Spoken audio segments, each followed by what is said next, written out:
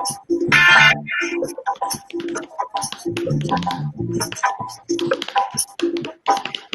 right, guys. Thanks everyone for coming in. We're going to give it a couple more minutes so we get more people in the building.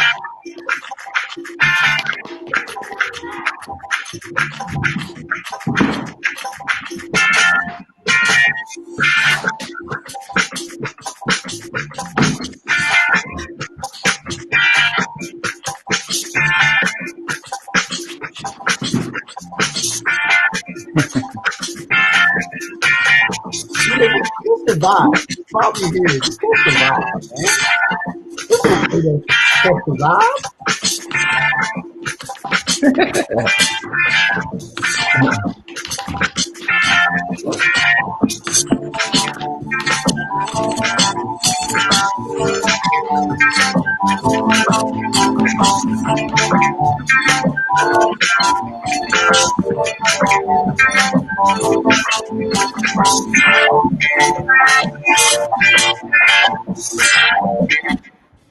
All right. So thank you guys for catching that vibe with us. I appreciate everyone coming in. We got people still coming in to the live show. Welcome, welcome, welcome. We're going to give it about 30 more seconds before we start. We'll have a great conversation today. Hope you guys come ready to learn how you can level up in tech. So come on in. Come on in. Invite your friends. Come on in. Give about 30 more seconds before we start.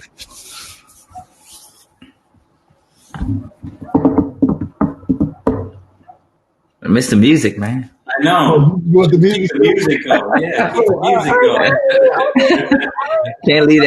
Can't leave that silent space. It's silence.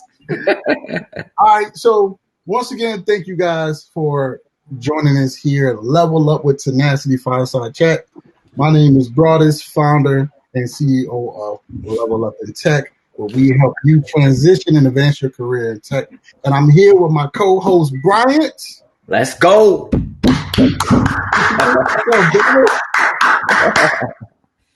Introduce yourself. Yeah, I'm Brian Witcher. I'm Director of Coaching and Development at Level Up in Tech, also a DevOps engineer at Threat Connect. Looking forward to, really answering you all's questions.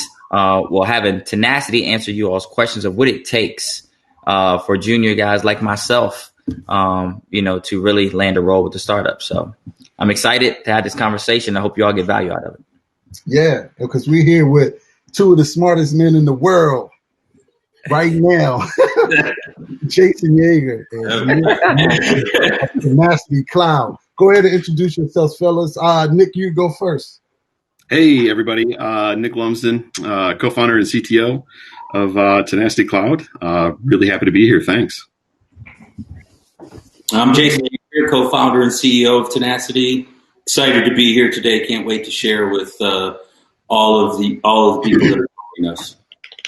Yeah, so I know people are wondering, for those who know us and are not familiar with Tenacity Cloud, tell us more about Tenacity Cloud and how you guys are bringing value to the industry today. Yeah, absolutely. So, Jason and I have worked together for a really long time. And it turns out we're exact opposites, and that's why we work so well together. We know how to debate we recently had an exit and decided we want to work together some more. So we went out and looked for some organizations to buy, and we discovered a problem along the way. And it's a problem that we realized that we had faced for our entire career.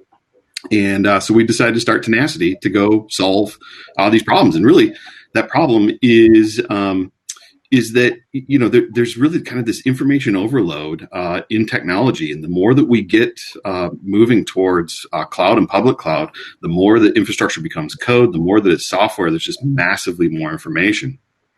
And what happens is when there's so much information and you're a human trying to consume it, it really becomes difficult to do it perfectly, and you start to make mistakes. We're all fallible. We've all made these mistakes. And those mistakes in technology manifest in all sorts of interesting problems. One, like, it costs you too much money running in the cloud when you make a mistake. It creates a security loophole, and pretty soon your S3 bucket is publicly accessible, and you didn't intend to do that. You're a well-meaning, just somewhat overworked person that makes a mistake, and boom, now there's a million records been exposed. It could be missing a compliance audit because you didn't catch a few of the benign things that happen in the background that, boom, when an auditor comes through, they find them, and now you're missing key components of your compliance framework. Tenacity is a platform that consumes all of your metadata about your public cloud and finds those errors when they happen and helps you close those gaps. It makes it really, really easy. 2 clicks, 5 minutes, 100% visibility. It's pretty awesome. That pitch right there should have some organizations ready to have conversations with you right now.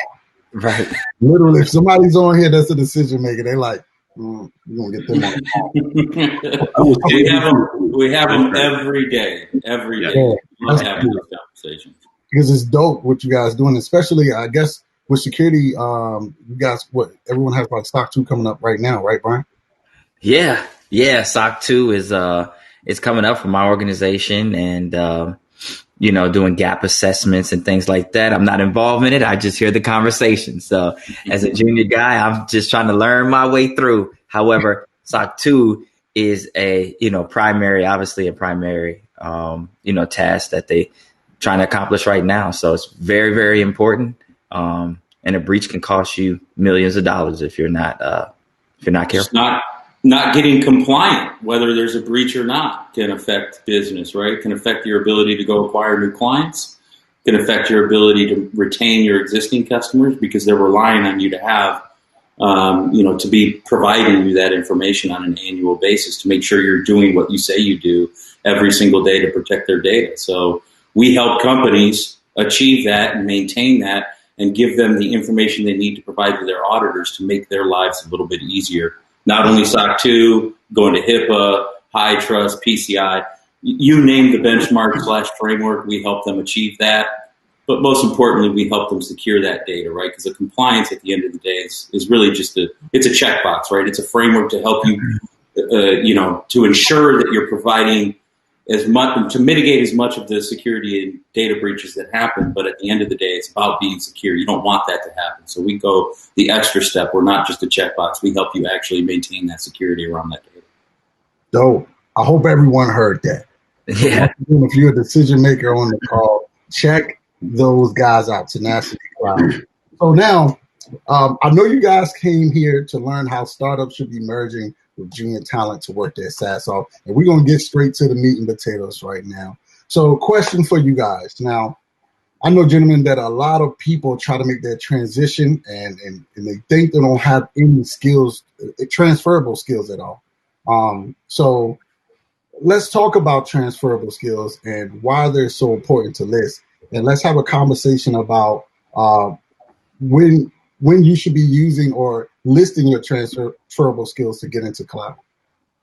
Well, I think they're more important than technical skills, to be honest. And when you're talking about transferable skills, these are things that you utilize at no matter what job you're doing, whether you're a police officer, whether you're a psychologist, whether you're working at McDonald's, right? These are things that you have to implement. So we're talking about communication, leadership, problem solving, right? Problem solving is one of the biggest ones. That's, 90% of technology is problem solving. And if you think about a problem at its basis, at the very basic level, solving a problem, whether it's on a car engine or a computer or whatever it is, an application, there are similar steps that you take to solve that problem, right? You're going to eliminate things, you're going to test, right? So you're going to do all those things. Teamwork, writing, time management, these are all skills that you need to have no matter what position you're in. Again, using the example of Brian, a lot of the things that you learn. Now, you may not have known this when you went into technology, right? You might have thought, well, shoot, none of the skills that I've had as a police officer are going to transfer over to something in technology. Because you get hyper focused on the fact that you need to know all the technical answers. You need to know this. But at the end of the day, if you know how to troubleshoot a problem, you're already halfway there, right? Then you're just taking the knowledge that you've gained from your certifications, from your experience, from your on-the-job training in technology, and you're applying those same problem-solving skills to those problems. And communication is key, right? So communication is another one of those transferable skills that I think people forget. The ability to communicate up and down the chain and to your customers and knowing your audience and how to talk with them is of the utmost importance. So I weigh all transferable skills over technical skills any day, because what's going to happen is you're going to submit your resume. Somebody's going to look at it and say, okay, they seem to have the technical skills or capable of doing this. But any manager that really knows how to interview somebody is going to be looking for how you apply those transferable skills to technology, right? They shouldn't be solely focused on whether you know how to write this line of code or whether you know how to implement this service within AWS or Azure. They're going to be focused on how you solve problems, how you manage your time, how you communicate, critical thinking, and all of those other things. No, yeah. You're on good. So thank you. Sorry, Nick, I didn't mean to interrupt. No, all right. I'll provide some very specific examples if it would help everybody. I mean, I've hired a lot of people making, transitions in their career. So, let me talk about one that was an outstanding hire for Jason and I in our last organization. We had a gentleman who applied for a role to run a data center for us, had never been in a data center. And he wanted to move back to his hometown, and he took a shot at the job. He applied for one that he maybe didn't have the qualifications for, made it through the screening process because he was just an outstanding individual, had a really interesting background. Sat down interviewed him. I knew within the first 5 minutes of talking to him, I was going to hire him. I mean, this guy was a combat veteran, had flown helicopters in Iraq and done reconnaissance, led a team. And when I asked him, you've never been inside of a data center, what makes you think that you can run a data center? He goes, well, I look at it like it's an operations manual. I've had to successfully fly a combat mission. You have to go through a 180-point check to take off to ensure that your team is safe and secure. And, there's a way that you arm, there's a way that you disarm, there's a way that you land, there's a way that you prep for your next mission so that you're ready to go at a moment's notice. And the way I see it, that's how you run a critical facility. And turns out that's one of the best hires we made in our business, right? And he picked up the technical skills very, very quickly. Those things that I would have had to maybe teach someone else who had all the technical skills about how to actually build an operational run book and get up at 3 a.m. when there's an emergency. I didn't have to teach him any of that. He knew how to do that. Other examples. I once hired someone who had worked in an emergency room, right? Because they understood how to deal with a crisis, how to be calm in a crisis. I hired people I hired a person who had worked in the insurance industry for total loss around houses and cars. And their customer service skills were fantastic. They know how to deal with someone on their worst day of their life. I mean, that's a fantastic skill to have. Recent conversation I just had was with a gentleman who had a background in psychology who is looking to move into technology, security specifically. And when we started talking about, well, what are your skills that you can bring with you? He wasn't really sure. And then, we got into that he had done a lot of transitional work for people who were career criminals or coming out of the justice system who needed to transition back into society. And so I'm like, well, wait a minute, you have 10 years experience working with the criminal mind. Isn't that applicable to, security? Yeah. Some example. Yeah. Like Brian, I mean, your experience as a police officer, how much of your life was devoted to negotiating? Like, no matter what right. It was all of it, right? Yeah. At work, it was 90%. Right. It's 90%. I mean, life is all about negotiation. That's a transferable skill. We have a comment from Michaela who said, she learned a lot from being a stay-at-home mom for 8 years. Think about all the transferable skills that are applicable in any industry just from being a stay-at-home mom, right? As a leader. Patience, leadership, knowing how to deal with people who annoy you. There's all these things that are applicable from experience in life in general. And these are things that when we talk to somebody, especially we've done a couple of mock interviews with some of your guests, as you like to call them, and we spend almost no time talking about technology because it's. Oh, you went out. You went out a little bit, Jason. Jason. He's still going. Hey, we can't hear you. You went out. You went out. Headset out of battery, somebody said. Right. Your headset probably died on you. Could be. All right, so the video's still here though. That's good. Back up. So I don't want to interrupt him, but I definitely want to. You back?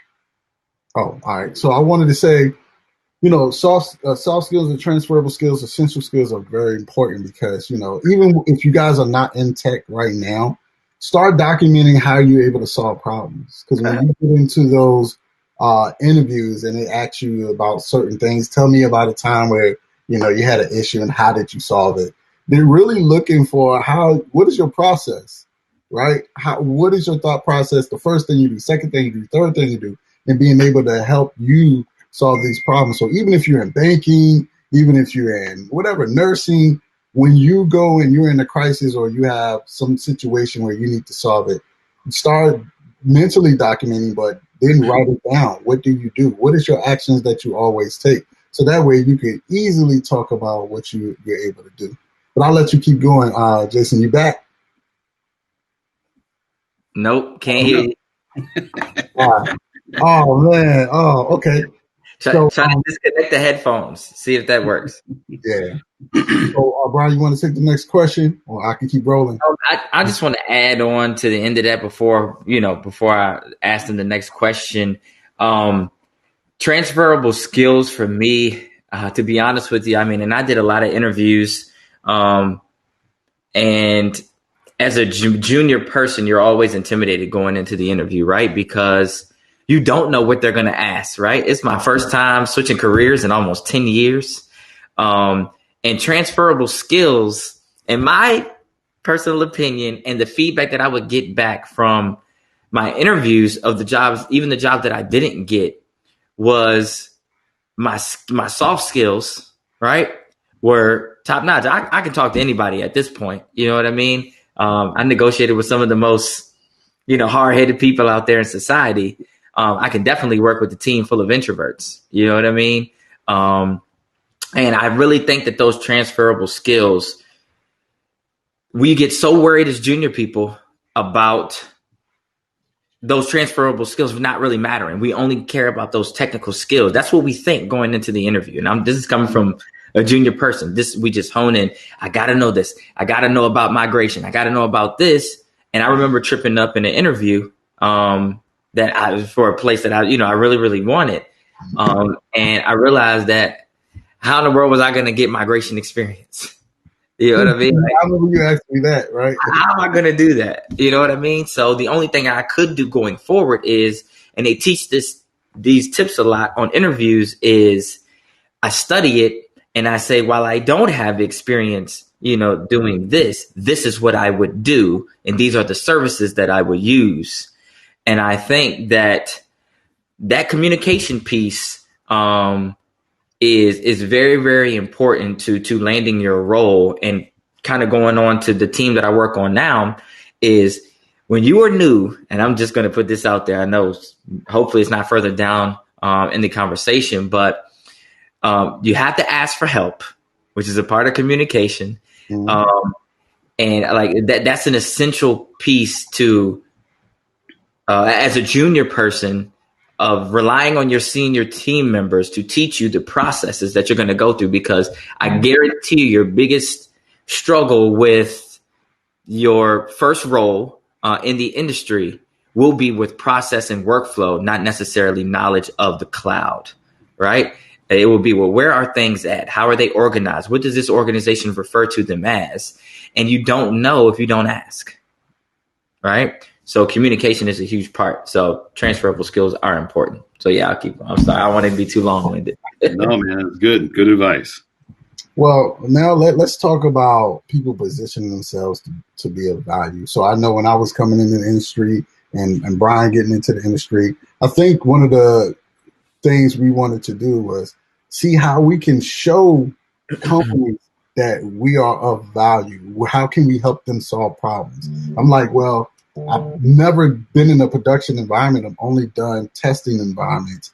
So how can I show that I can actually do this, or I can actually help them accomplish a task or accomplish a goal within their vision that they've set? So if you don't mind, Nick, because I know Jason probably still out with the sound, tell us some of the things that junior level folks now can do to align themselves to be able to give value to companies like yours. You bet. All right, you're going to hear me start a recurring theme here. One of the best things you can do when you come into an organization is have an extreme sense of ownership. And if it doesn't matter if you're a little slower, if you take a little longer, if you don't have all the requisite knowledge, if you're the person who is the first to say, I own it, I got it, I'm going to run with that, that is one of the best values you can deliver in an organization. And I will tell you that characteristic is much rarer than people think. It's much harder to find than people think. And so then the second one I'm going to say is have a bias for action. Be a person who's willing to, take action, try things. It's okay to make some mistakes, but that's how you position yourself to be of value. You can show that in the interview.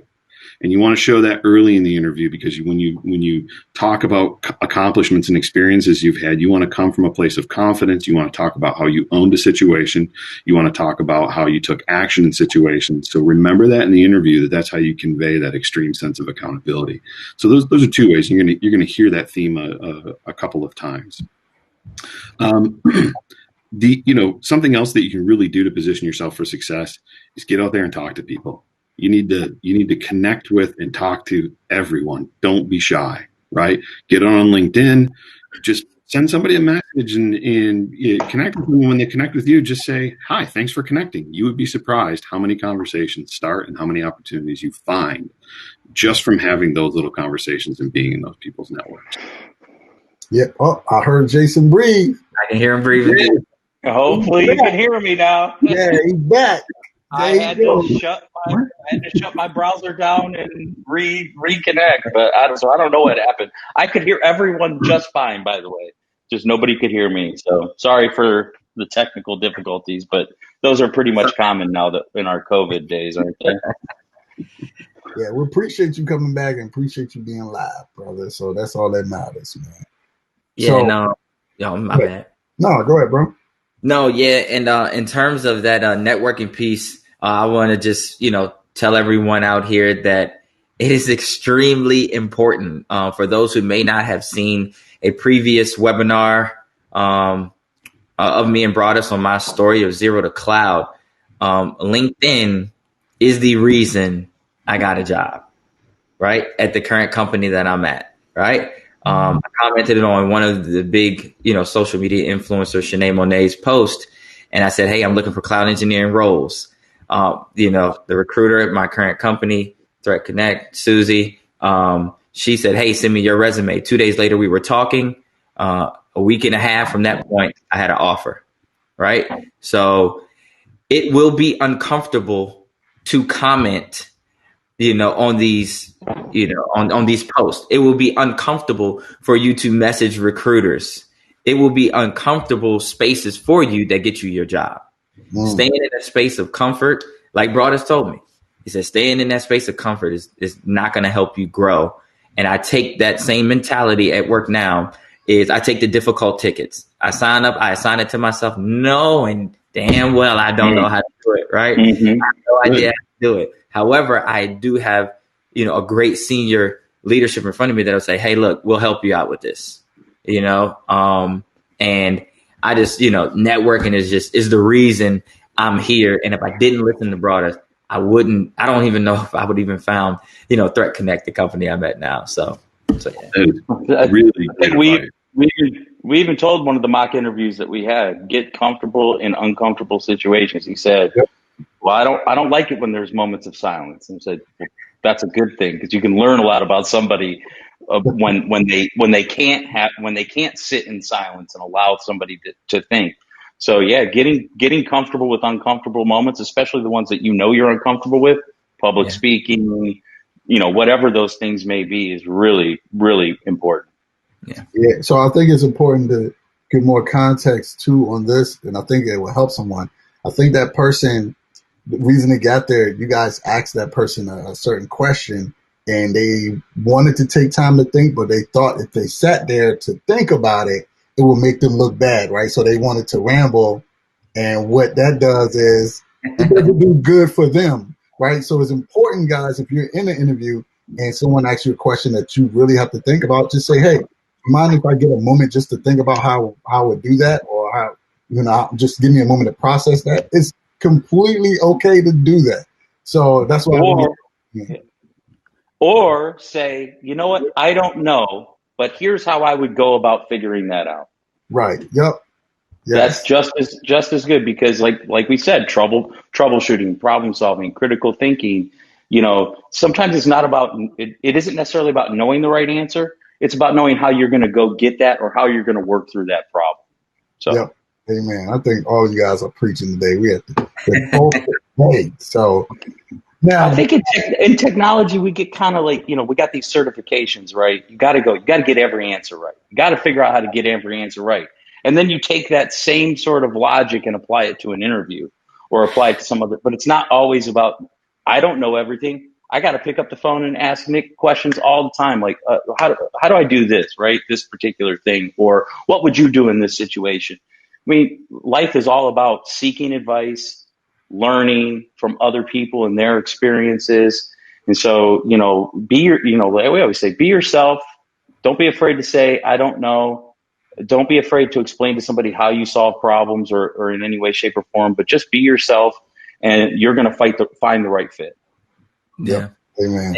And definitely rambling just a tip for those out there interviewing, rambling can lead to other questions that you are not prepared for. Mm-hmm. Yeah. Going back to your auditor example. So I was a CISO for the last company that I worked for. So I was in charge of all of our audits, and, developing the policies and procedures, dealing with the auditors. And we used to say, answer questions directly. Right. So he's like, don't give them, because you start rambling, you start answering more than what they asked you. Then all of a sudden they're going to say, well, okay, you just said this, so what about that? Then you start to kind of ask, tell me more about that, right? And you shouldn't do it so they're one word answers. They should be complete thoughts, and you should get out what you wanted to say. But a lot of people just go on, and they say things multiple times, and they end up. Nick asked somebody a question the other day, summarize that in one sentence. 6 sentences later, we were still listening to it, but it was good. It's practice, right? There's nothing wrong with it, but if get in a rhythm of answering questions directly, being thoughtful, and then letting them ask the next question. Yep, exactly. So now I know there are a few companies out there that don't typically see the value in junior talent. And however, I think there are some of the best talent to work with, because they're hungry and humble. That's what I call them. Hungry, humble, and loyal as well. So if you guys don't mind, tell us why you think companies should now stop avoiding and start merging with junior talent, and how that helps the ecosystem thrive. I honestly can't believe that people really still have a problem with this. I think, we work. It just doesn't make any sense to me. It's like things change so fast now. So again, going back to the transferable skills, right? Those are the things that are important. Those are the things that you work on your entire life from almost birth. And then when you think about technology, somebody that's junior has this kind of negative connotation on it. But really, a lot of times you get a lot of baggage with and I'm not love experienced individuals. I'm an experienced individual, but I have baggage, right? I've been taught things over the years. I've taught myself things over the years. Sometimes, right? Exactly. Nick can talk about my baggage all day long. And, when you get somebody that's junior, and I really hate that word, it's almost like how you don't like calling students, the students, you like calling them guests, right?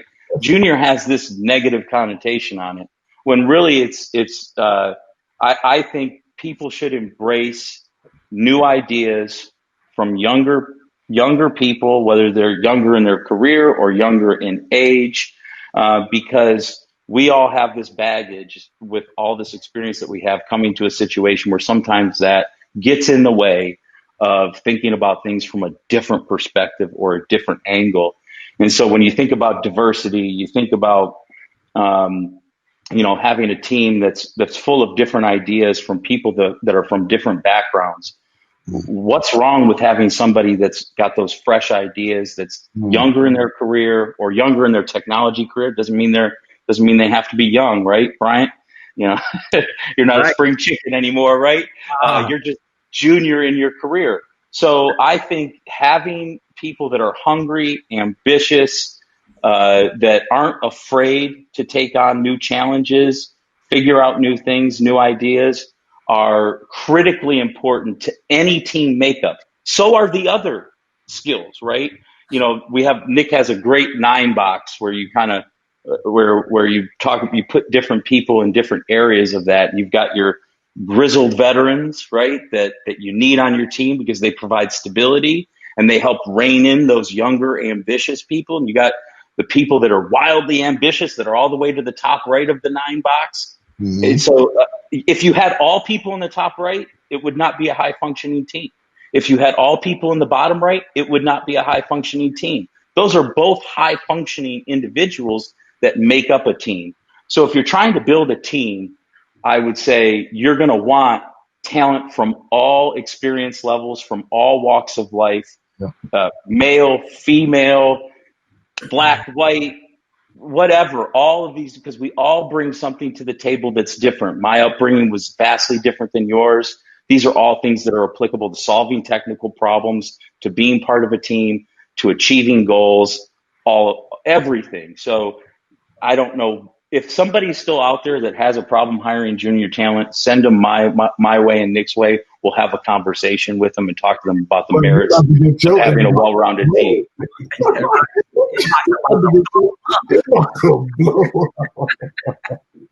Hey, but this is what it is. This is what it's about. But I didn't want to interrupt with Nick if you wanted to add anything. Listen, you touched on it, but it is diversity of thought, diversity of perspectives, diversity of experiences. It is so important in a team to have that vast diversity of folks. And there's many types of diversity, but, being able to seed a team with so many different perspectives is just a superpower. I like to call them, I hate the term junior. Jason and I, we've talked about this for a long time. Sometimes I call them early stage, and sometimes I call them developing, right? It's like a sports team. I've got my grizzled guy on the field who knows exactly what to do with every play and knows how to coach every player. And I also got, a whole range of people, all the way to the people who are my developing talent, who are going to be my next all-stars, but they're not quite ready for prime time yet. And that's okay. So, it's, you need every single one of those people on your team. And here's the beauty. You hit it. They're hungry, they're humble, and they're loyal. There's going to be a gap in that team someday. That grizzled veteran's going to go, and you need your next stable veteran ready to go. And the best place, in my experience, to get that is from hungry, humble, and loyal. Someone who's been there for a long time, consumed the tribal knowledge, and just been an absolute rock star. And you're right, a lot of organizations, for whatever reason, to them, they need their entry-level folk to be 6 years experience, which is ridiculous because that's practically senior.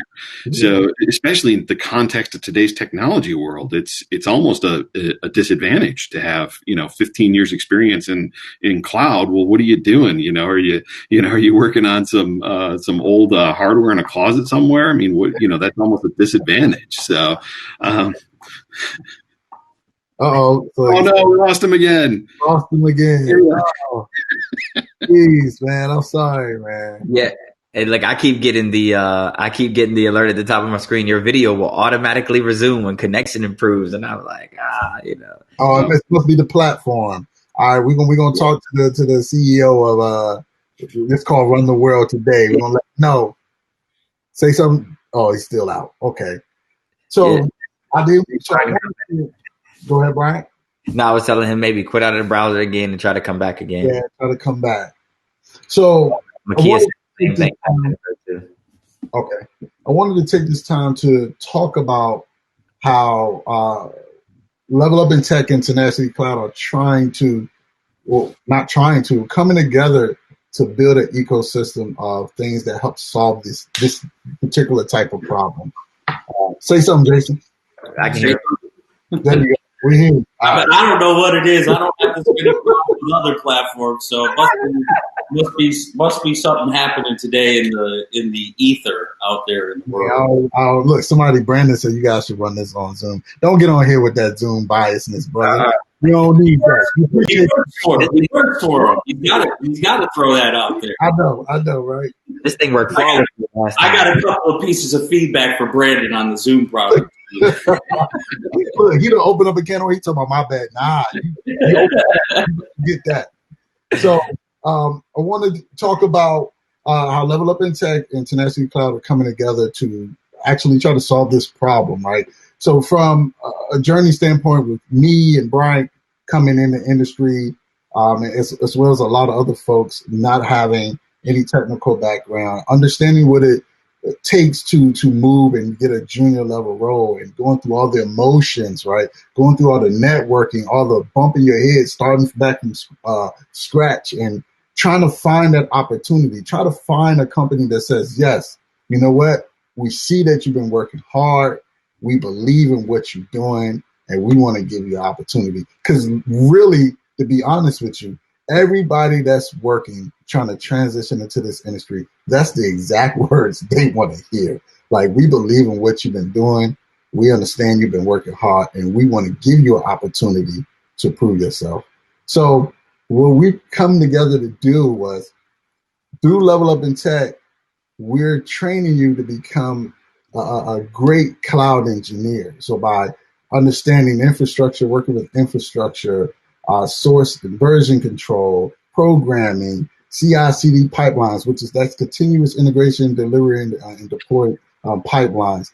Infrastructure is code, containerizations, orchestrations, and just learning cloud all over. Understanding security best practices, understanding how to use right now AWS specific skill sets and tools. We wanted to come together and partner with Tenacity Cloud, that for those who actually come in, bust their butt, and do the work, we want to give a few of them opportunities to work in a real environment with real projects with a great team that is going to make sure they help build you up and put you in the right positions that you're supposed to be to help to shine. Somebody said, where do I sign up? Hey, Justin, click the link above. You see it said click here, click that. But I wanted to give you guys an opportunity to talk about what it means for you to be a part of something that's greater in building an ecosystem and help early risers or developing talent come in and get an opportunity with you guys. Absolutely. I've told you all this before, and if you've seen me on LinkedIn, you've probably seen me say this, man. I'm really passionate about people's success. I just absolutely get up every morning to build stuff, and that includes, people in their careers and helping them out. Best day of my life is when I get a text from someone that's, maybe a year or two later or whatever it is, it says, oh my God, I just landed the next promotion. Thank you. I love that. I love those days. So, Jason and I have been very fortunate to have great people in our lives, in our career, to help us, coach us, give us a chance. And, we want to make sure that we do that too. So, we wanted to partner with you all, Level Up in Tech, because we are in startup mode. We always have exciting things to do. Pulling people into the team who want to get, their feet wet in technology. I have a saying that Jason's heard me say over and over. I won't throw you in the fire, but I'll definitely roast your feet. I'm gonna let you. I like that one. This is a chance to roast your feet a bit and, take on some real world problems, some real, challenges. You probably haven't seen them before, and work with a team that's doing it every day and get that experience. And, it's not a high overhead. You can talk about the specifics of it, or talk to the group. We can talk to the group later about the specifics of it. But we really want to help everyone be super successful in their career. Yep. Including Level Up in Tech, by the way. It's a community, right? It's the golden rule, right? It's like you just live your life by the golden rule. Do to others what you'd like done to you. I love getting help from other business leaders, and whether they're business leaders or whether they're just people in the industry. I think we can all learn from each other's experience. We can all help lift each other up. It's a community, and not just the cybersecurity community, but we're all one, right? For all of us to be successful, we need to constantly give back to other people who need help, need advice, need assistance, and we need that as well. So we like to pay it forward in any way that we can, and we believe that karma comes around and the stars align, and things work out in the end. So we love sharing our experience with other people, and we love seeing other people become successful. Yeah, that's what it's all about, man. Just really, understanding where people are coming from. People are coming from all different walks of life with the same vision, trying to get the same opportunities, right? And with 2021 here and this industry exploding the way it is, and companies are looking for people to help solve problems, why not give people those opportunities? Now, I will say, obviously, at Level Up in Tech, it is an investment that you have to make within yourself, but you always will get your return on investment if you don't quit.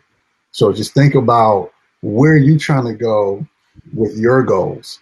And if we can help be a part of that journey to really hold you accountable for what you said you want to do, that's the number one thing. You said you wanted to do this. Okay, let's hold you accountable for doing that, because a lot of people will say that and then try to dip their toe in the water and say, it's too hot, I don't want to do this. Nope. Once you go in, you have to dive into this to make it.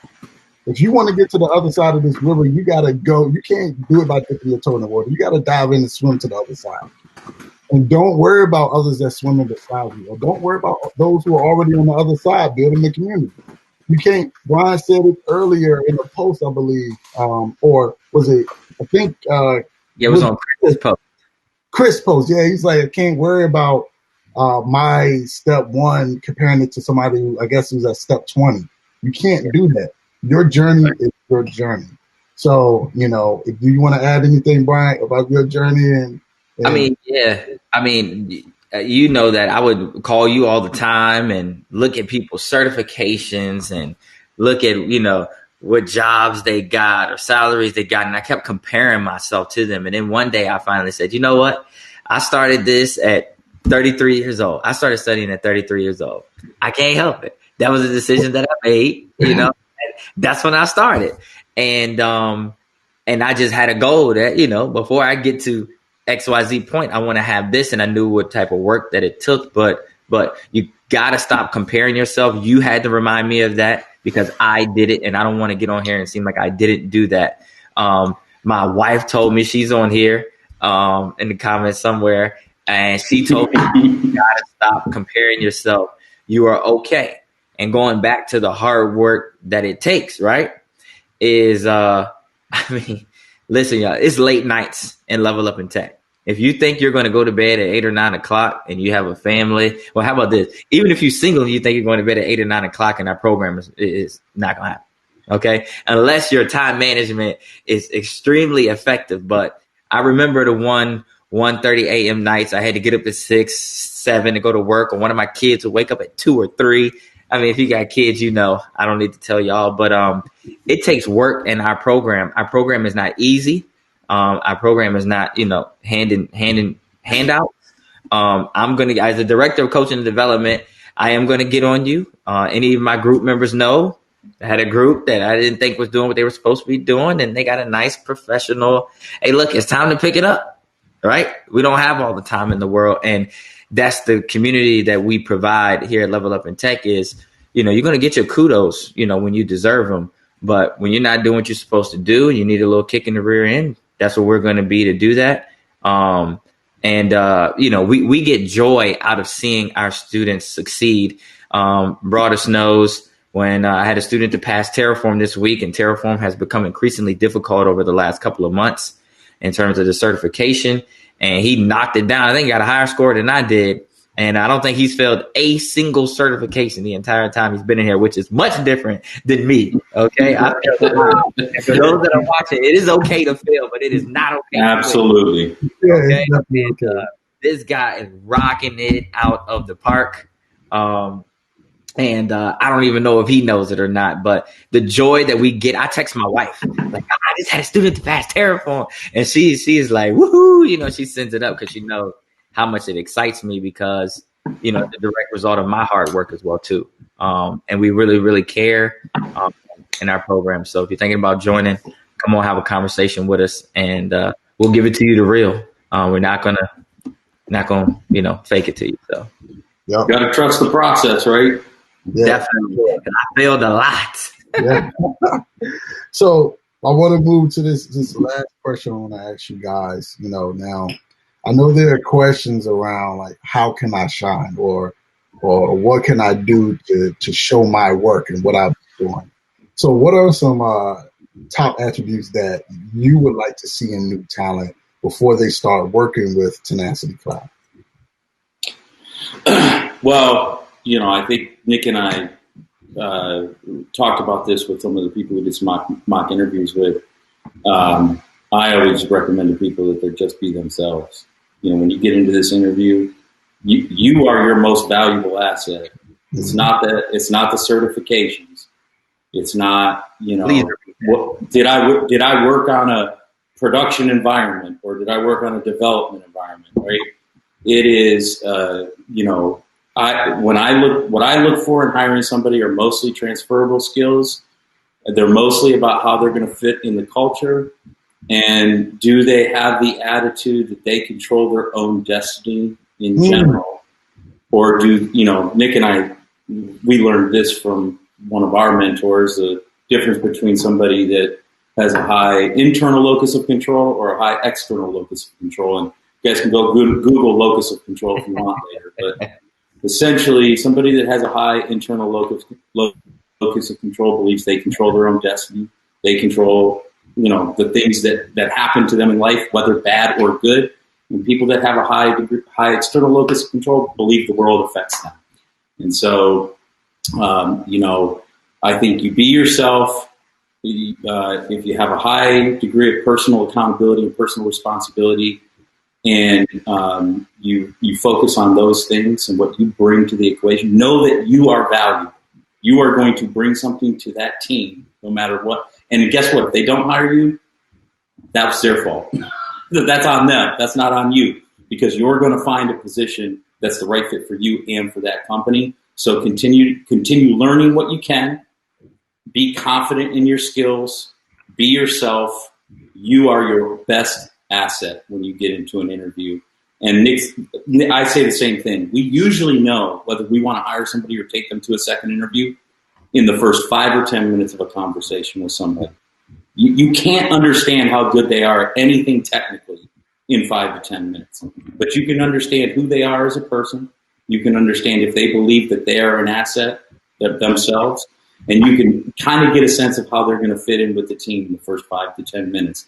So focus on those things and continue to trust the process, grind out all the experience that you can get, and stay diligent, because you might not get the first, you might not get the second, you might not get the third, but you're going to get one that's a perfect fit for you. And if you didn't get any one of those, that's on them, or it wasn't the right fit. All right. Yeah, I think those are all great points. And I do want to go back to one, right? I know I got my certified shirt on. We always, talk about certifications in our program. Broadus, you had a really good post today. And getting in my position as a DevOps engineer, being around the team that I'm on, there are some, extremely experienced people, and then there's some more junior people, right? And not a single one has asked what type of, what certification I have, right?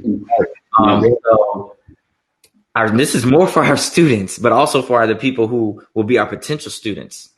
Certifications, and Broadus had to tell me this, is not the end all be all for your gateway into tech, right? Sure, it may get you a call back, right?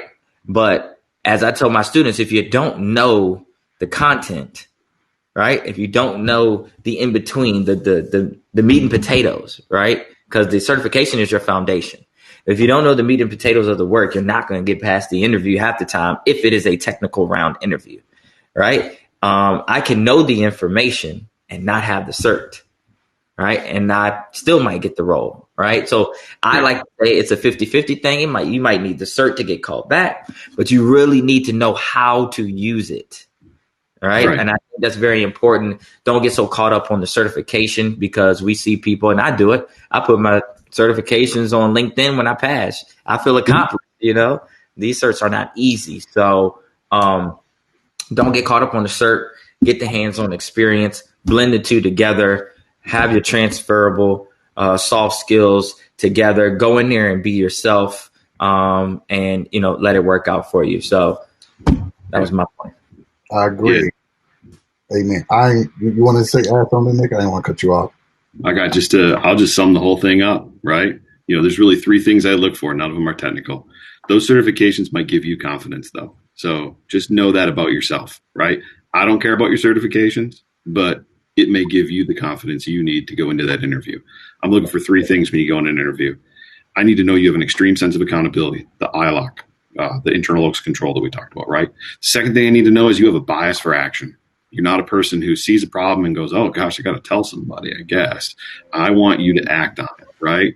And if you act and you make a mistake, that's okay. That's you acted. That's what I want. And three, you got grit. You don't quit, right? You have persistence, so that when you don't know something, I know that you're going to go learn it. You can convey those things in just who you are and your presence in an interview in the first few minutes of an interview. And I'm going to spend the rest of the interview trying to confirm that, right? That I've found that out about you. I'm going to give you a fourth bonus. If you think of an interview as much of an interview for you to interview them as they are interviewing you, you will have more confidence sitting in that interview than if you don't think of it that way. Right. Confidence is key. People want to be around people who are confident. So you coming across as confident, they're going to want you because you're confident.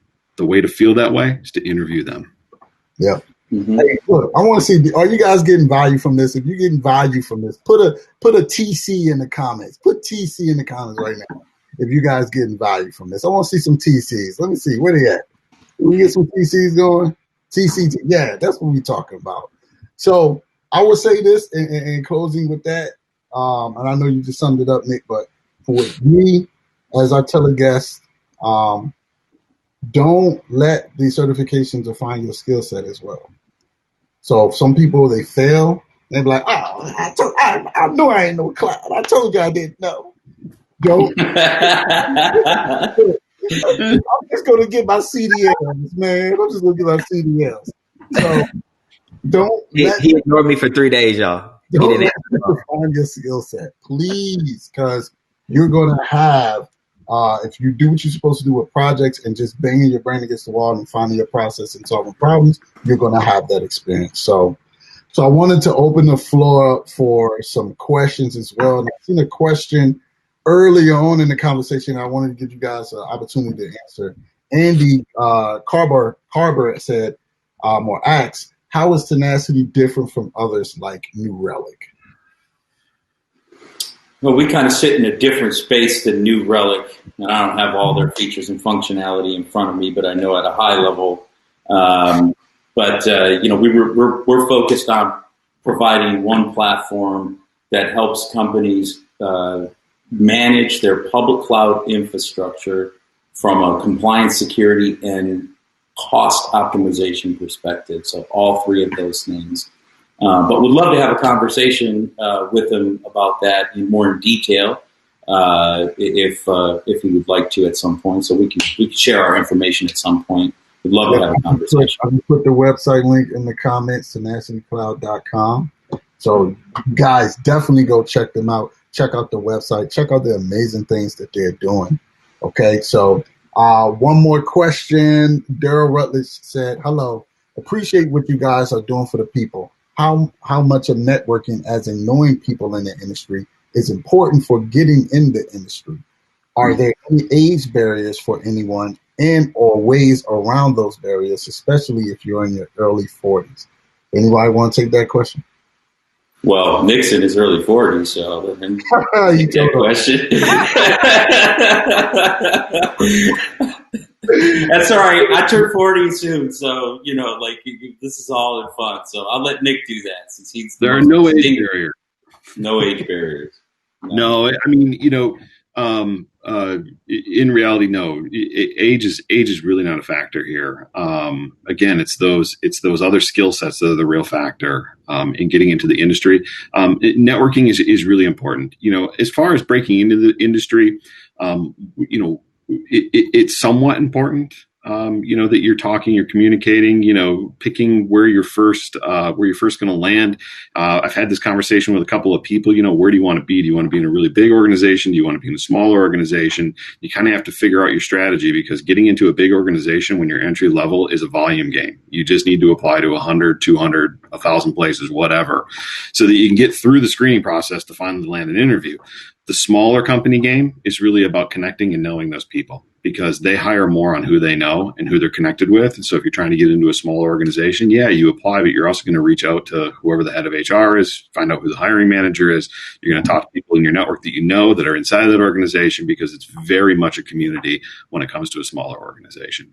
I would say, though, networking, as you forge ahead in your career, that's where all of your opportunities are going to come from, for you to advance to the next level, for you to continue leveling up. No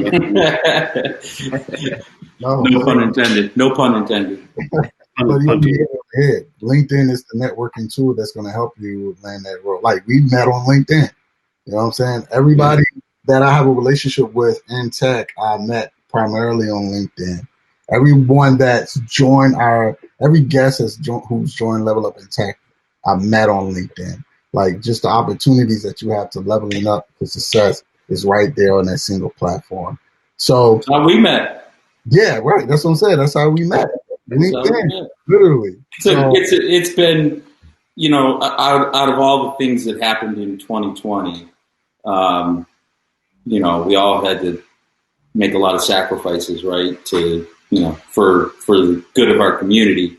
The one thing that I think that came good out of it is I met a whole ton of people on LinkedIn that I probably wouldn't have if I was in that same grind I was in prior to COVID.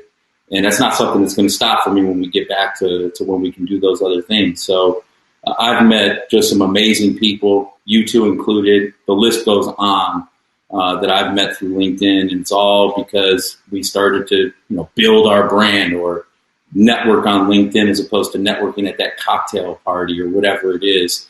And I've had conversations with all different types of people, whether they were business leaders or people entering the tech world, brand new, is still in college. Build your brand, continue to network. You're going to find people. You're going to find relationships like the ones that Tenacity has with Level Up in Tech. It is, none of that time will be wasted. Yep. I totally agree. Now, we only got a couple minutes left, so I'm gonna end the chat with this, right? Quick competition right now. If anyone on this call can tell me when the month that Level Up in Tech was founded, I would send them a free Level Up in Tech t-shirt right now. So put it in the comments. I want to see if anyone can get that answer right. The first person to get that answer right. Ooh, I see the answer. We got Rick Henson. Yeah. Henson. Yeah, January is when we started Level Up in Tech. January 2020. So January 18th on Monday will be actually 1 year anniversary. So Rick Henson, let me give you my LinkedIn. So Rick, I want you to connect with me on LinkedIn. I hit this cocktail thing. I can't get it off the screen. So. Rick, connect with me. I'll send me your address, send me your size, and we'll send you out a shirt, brother. But we appreciate everyone coming in to learn how to level up with tenacity. We really appreciate everyone just giving us their time so we can share our stories, share how we're trying to change and build an ecosystem and change everyone's lives that's here on this call. If you guys have, if you're a decision maker or if you have a need with your company where, humans make errors, but then cloud infrastructure. You want to stay up to date with compliance and seek out any security holes within your infrastructure that you have. Please go to tenacitycloud.com. I'll put it in the comments. I'm going to put it in the comments again so you guys can literally go to the website, check it out right now. I got one more gem for them before they go. Go ahead. What's up? One more. If you are a junior person, and I'm going to say this, throw caution to the wind, stop looking at the big companies. Look at the startups. Okay? Yeah. When you hear the term, you're going to find your right fit in a role. As a junior person, you think every role is a right fit, right? But startups give you the ability to put your hands in the most things. So that's the last gem for the day. Stop looking at the big companies. You can look at them later, but start off at the startups. Startups give you more opportunities, and they want to nourish you and help you grow. They've had this, people that I've worked with in the past have had this joke that if I ever worked at a big company, which I don't have any want or need to go work for a large company, that I'd be fired by lunchtime. So, which, by the way, I view as a compliment. I wear that as a badge of honor. It is. So definitely we appreciate you guys coming on. And until next time, keep leveling up in tech. My name is Broadus, and we out. Yeah. Thank you.